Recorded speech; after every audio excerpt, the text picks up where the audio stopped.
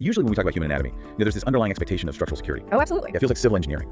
Like you look at the hip joint, for example, and it's this incredibly deep, secure socket built for bearing weight. Right, because we like things to be locked in. Exactly. We find comfort and stability. The hip is a perfect example of prioritizing a solid foundation. I mean, the bones are deeply recessed into one another just to handle the immense load of the human body walking, running, jumping. But then you step into the world of the upper limbs, specifically the shoulder, and suddenly that conservative engineering manual is just thrown right out the window. It really is. We're looking at a biomechanical landscape that is basically a high-stake balancing act. So welcome to the deep dive. Happy here. Today we are taking a fascinating look at a comprehensive breakdown from KenHub regarding the glenohumeral joint, which is the medical term for what you and I just know as the shoulder joint. Yeah, the classic shoulder. And our mission today, to shortcut your way to understanding one of the absolute marvels of the human body.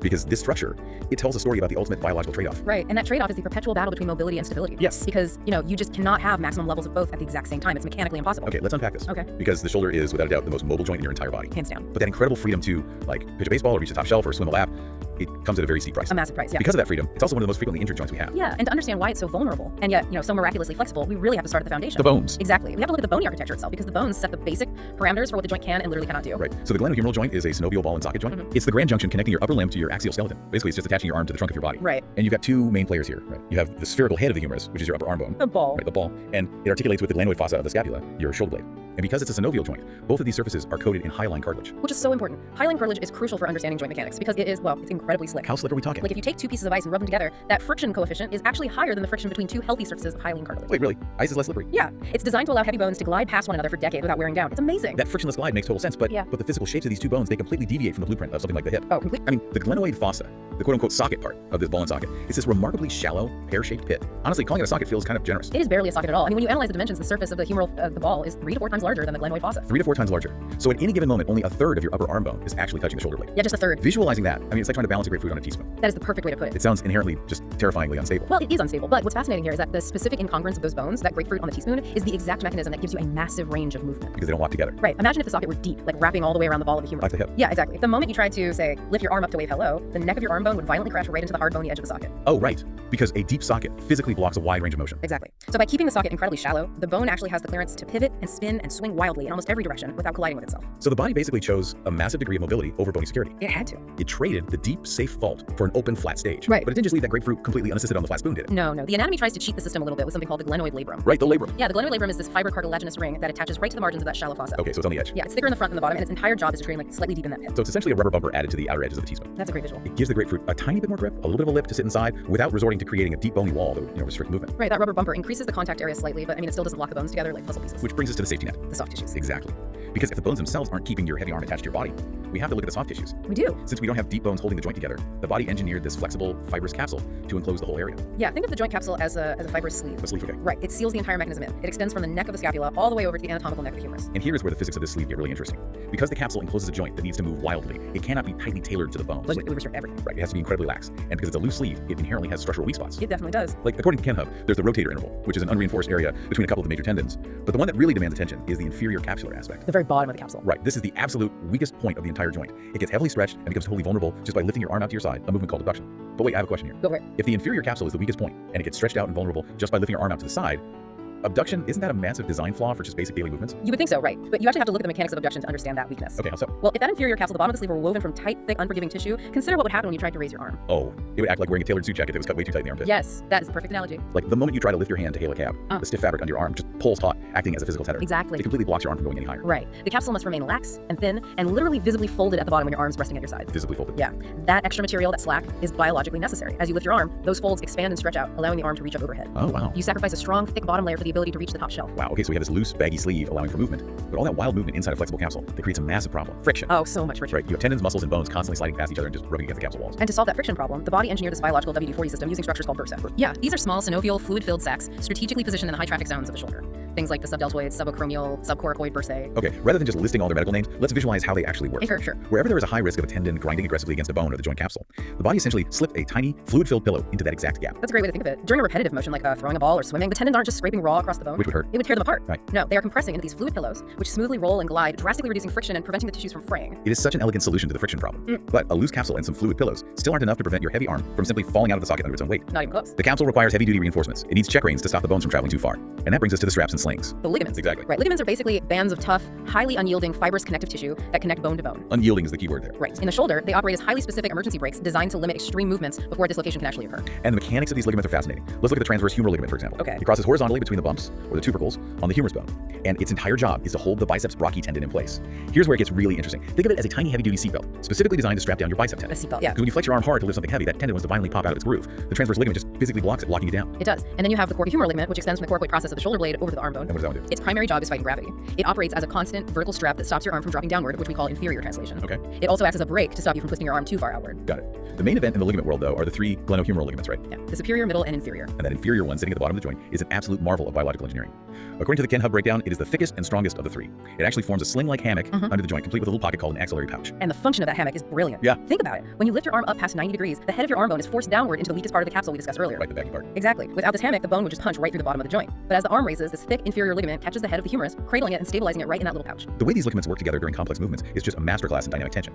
Because they don't all fire at once, Right. Oh, you know, they take turns. Right. When you rotate your arm outward, like winding up to throw a pitch, the front ligaments become incredibly taut. They act as a brake to keep the bone from flying forward. Okay. At the exact same time, the ligaments in the back relax, providing slack. And then when you follow through with the throw and rotate inward, the whole mechanism reverses. The front slacks, the back tightens. It operates exactly like an automated rigging system on a sailboat. Yes. Depending on which way the wind is blowing or which way the arm is moving, certain ropes pull brutally tight to secure the mast, while others give plenty of slack so the sail can pivot. Exactly. They selectively restrict movement only when it's absolutely necessary to prevent a catastrophe. Wow. Okay, so we have the bony foundation, the loose capsule, the friction-reducing per se, and the sailboat rigging ligaments keeping the mast in place. But passive tissues don't generate movement. Right. We have to transition to the active stabilizers, the real engine of the joint, Yeah. the muscles, The puppet strings. the puppet strings that give this joint its legendary 3 degrees of freedom. Because the shoulder joint allows for a staggering variety of movements. It really does. You have flexion, extension, abduction, internal and external rotation, and circumduction. I mean, it covers almost every vector in 3D space. But here's the thing, all that movement isn't just coming from the ball spinning in the shallow socket. It's not. No, that is a crucial, often misunderstood piece of the biomechanical puzzle. We have to look at the scapulothoracic joint, which is basically the articulation of your shoulder blade gliding along the back of your ribcage. Oh, right. This changes everything. Yeah. Because the glenohumeral joint alone, just the ball spinning in the socket, they can only lift your arm out to the side of about 120 degrees before it mechanically just maxes out. Right, it hits a limit. But you can obviously reach your arm straight up a full 180 degrees to point at the ceiling. So where do those extra 60 degrees come from? Those extra 60 degrees of motion come entirely from the shoulder blade moving in tandem with the arm. As you raise your arm, the shoulder blade physically slides and rotates upward along your ribs. It tilts the whole socket. Right.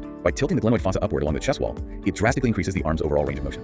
It's like operating a massive construction crane. Okay, I like that. Instead of just raising the arm of the crane, you are tilting the entire base of the crane backward, so the arm can reach an even higher floor on a skyscraper. That's exactly how it works. And to power all these complex movements, we rely on this intricate web of prime movers. The big muscles. Yeah, you have flexors like the front of the deltoid and the pectoralis major, your chest muscle, and you have extensors like the latissimus dorsi in your back and the teres major. And what's fascinating about these prime movers is how their function completely changes based on the environment. Oh, for sure. Like the pectoralis major, the latissimus dorsi, and the teres major are powerful adductors. Now, adduction means pulling your arm down toward the side of your body. Right. But mechanically, these exact same muscles are categorized in the Ken Hub text as the climbing muscles. Yes, they are. Wait, I have to stop you there. Adduction is pulling the arm down to your side. How does pulling your arm down equal climbing upwards? It sounds backward, I know.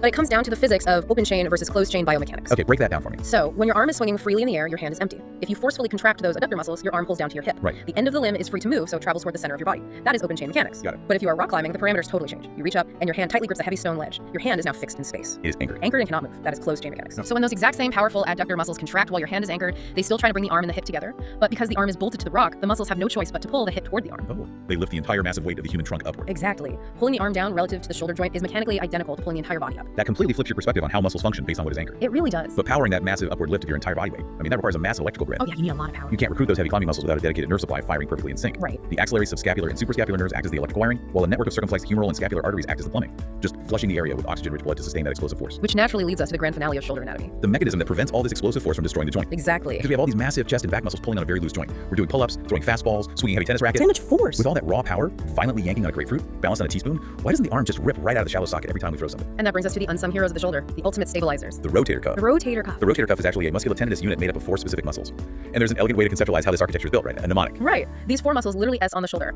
SITS. Sits. I love that. Yeah, it stands for supraspinatus, infraspinatus, teres minor, and subscapularis. That is the perfect shortcut if you're taking an anatomy exam. Just remember the SIT on the shoulder. Exactly. The supraspinatus is positioned on top, the subscapularis in the front, and the infraspinatus and teres minor, they wrap around the back. And their tendons blend directly into the loose joint capsule we discussed earlier, right? Yeah, reinforcing it and creating a continuous dynamic covering. And their primary mechanical function is something called concavity compression.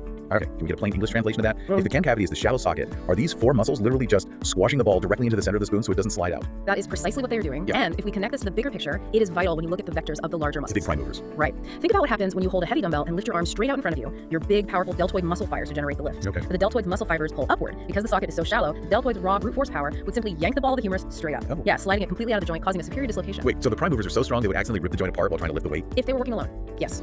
To prevent that, the moment you begin to lift the dumbbell, the rotator cuff muscles fire simultaneously. But they aren't pulling the arm up. No, their primary job is pulling the ball inward. They actively, continuously compress the head of the humerus deep into the center of the shallow socket. Wow. So while the big muscles are executing the macro movements, yanking the arm up, down, or around the rotator cuff, muscles are making hundreds of continuous micro adjustments. Exactly. They tighten the puppet strings just enough to keep the ball perfectly centered on the teaspoon, no matter how much force the prime movers are generating. It is dynamic stabilization at its finest. They are the background operators constantly fighting the pull of the larger muscles to ensure the machinery doesn't literally tear itself apart. Let's zoom out and synthesize all of this. Yeah. The glenohumeral joint is a masterpiece of biological compromise. It really is. It sacrifices deep, bony security to give us the unparalleled ability to reach, throw, climb, and articulate our hands in almost any direction. Because the bones don't securely lock together. Exactly. It relies entirely on a delicate safety net. It uses a loose, baggy capsule to allow movement, friction-reducing bursae, automated sailboat rigging ligaments that pull taut exactly when needed, and the continuous, tireless inward pull of the rotator cuff muscles to dynamically compress the entire system together. It is a joint constantly suspended in tension. It requires an absolute flawless harmony between all the soft tissues to function without pain or failure. So what does this all mean? Which brings me to a final thought I want to leave you with, looking at the physics of how we use this joint today. Okay, where are we going with this? Well, according to the Can Hub text, the shoulder joint has two main functional positions. There's the close pack position, which is where the joint is mechanically the most stable, and all those sailboat rigging ligaments are pulled to their tightest point. Right. That highly secure position requires abduction and external rotation.